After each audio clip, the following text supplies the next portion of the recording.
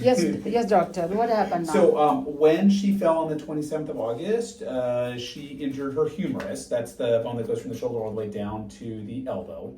And when she injured it, she fractured or broke the outside part of the humerus adjacent to the elbow joint.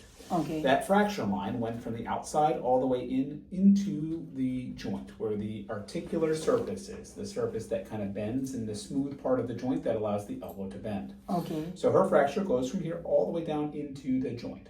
Oh, now, the initial x-rays when she first fell showed that that piece of bone that she broke was only a little bit displaced or just a little bit off from where it was originally. Okay.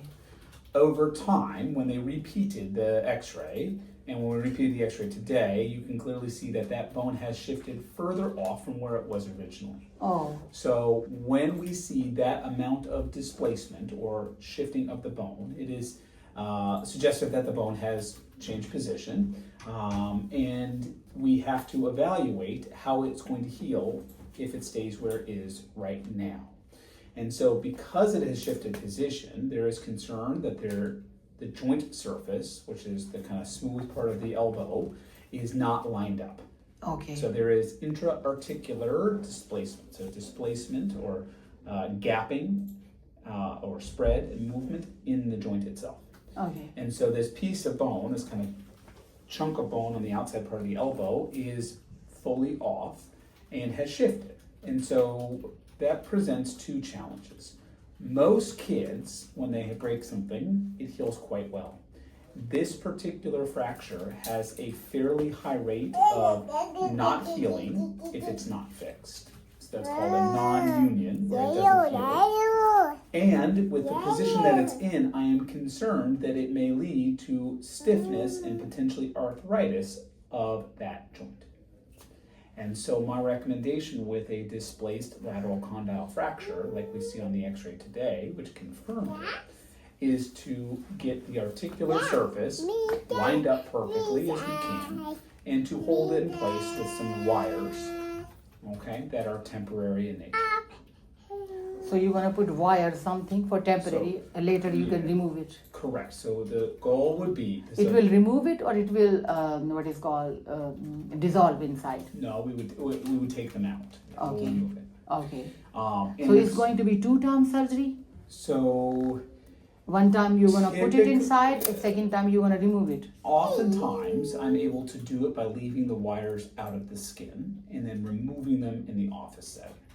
What does it mean? So basically what we're talking about doing is making a small incision on the outside part of the elbow, looking at the joint surface. So you're not gonna do needling. I don't think that this fracture with that amount of displacement will be able to accurately assess the joint surface without making an incision and opening up. So you are not gonna make needling. You're gonna do proper surgery. Proper surgery, yes.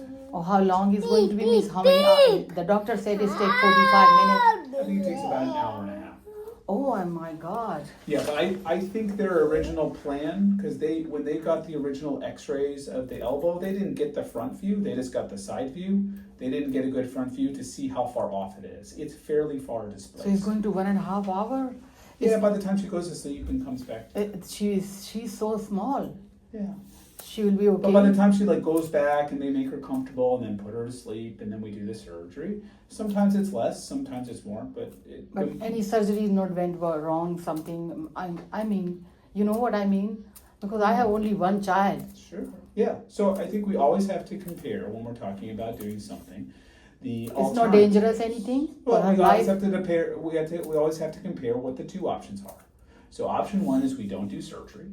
That piece of bone will be very unlikely to heal, and I think her elbow will be sore and will have limited motion, not just now, but long term. So that's if we don't do surgery. If we do surgery, then we have a better chance of restoring the bone to back where it was and to get it to heal and have a better outcome in terms of pain and function and use of the elbow. Surgery does have risks. There are the risks of anesthesia. Overall, anesthesia is very, very safe, but there is always a chance of reaction or complications with anesthesia, and there's always a risk of how it affects young children, which we don't completely know. But lots of kids have surgery and do quite well with very little long-term issues. Okay, you are a doctor. Yeah. I just want to know how many percentage have a bad It's very, very rare. percentage, 1% or 2%. You would have to ask the anesthesiologist for those are the doctors that put her to sleep what the exact. Did some risk- children die also? I mean, that's extremely rare for this type of procedure. Like extremely, extremely rare. Oh God. Oh my So I God. mean, it's the same thing that they were talking. I mean, it's still general anesthesia, which is what they were talking about doing at Texas Children's. The same type of anesthesia. And if I don't want a surgery, what is going on? The bone will be very unlikely to heal and will heal in the wrong position, and her elbow will be stiff and potentially painful and potentially arthritic, meaning worn out as she ages. And so she will not regain very good function of that elbow. Okay. And during the surgery time, do you have a kind of what is called any formalities to fill the form, kind of form? Because what kind of form need to sign? Yeah. I mean, there's a consent form for the surgery. There's a consent form for the anesthesia. So all of that, yes. So I will tell you something. Is a kind of form because I know. Okay, I will tell you. One time, my child born in India, they give to my family to sign anesthesia. If she die, doctor is not responsible. This kind of stuff sign here also. All of the consent forms, it goes through the risks of different procedures, right? Both the real risks that we see and the theoretical ones. I mean, there's risks in every single thing that we do, right? There's risks in driving here to come see me in the office. There's risks of jumping off of the cushion, right? There are risks of surgery. They're real. Okay, They're not if you're zero. gonna surgery, when you wanna do surgery? Because you give me option. If not going to surgery, she is going to be arthritis a long time, and she is not is going to be. I would just say, like, my recommendation would be to fix this with surgery, and my recommendation would be to try and do it as soon as we can. Okay, so when you're gonna do surgery? I think we could do it tomorrow. Tomorrow, please do it. So that would be my recommendation. Please. Tomorrow, what time? It'll be We first should thing be in the morning. come here. No, it'll be at the Children's Memorial Hermann Hospital. Okay. What time? It'll be early in the morning. I don't know. I'll have my team reach out to you to Please. get it scheduled. Please follow it. So I don't want someday, one day she becomes young and she told me why you didn't. I will do it. So the main risks of the surgery is a small chance of infection, right? There's a small chance that the bones don't heal the way we want them to. I try to do it in a way so that everything heals appropriately, but there's always that chance. Psychosystem, brain, you see, I'm feeling tear. It's okay to be emotional. It's a big thing. But we do this surgery all the time. So do this surgery a lot.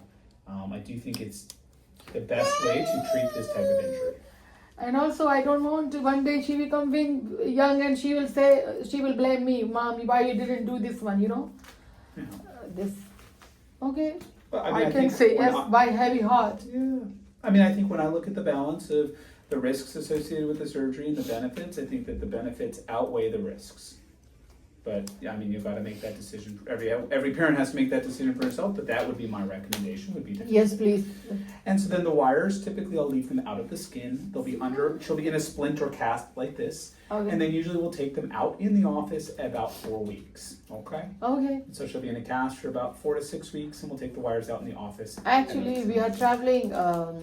We actually booked long time before this ticket. Actually, we are going for almost 1 month for the celebrate my birthday to Turkey. We booked long time before, and we try to change the date. We try to cancel the date. Ticket almost $6,000. They are not accepting.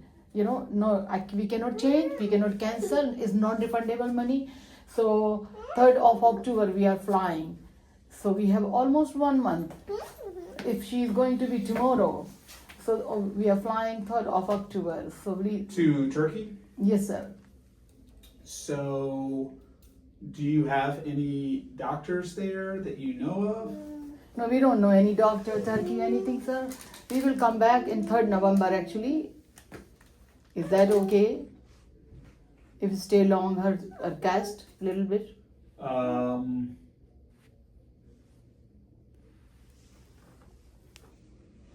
So you leave the 3rd of October?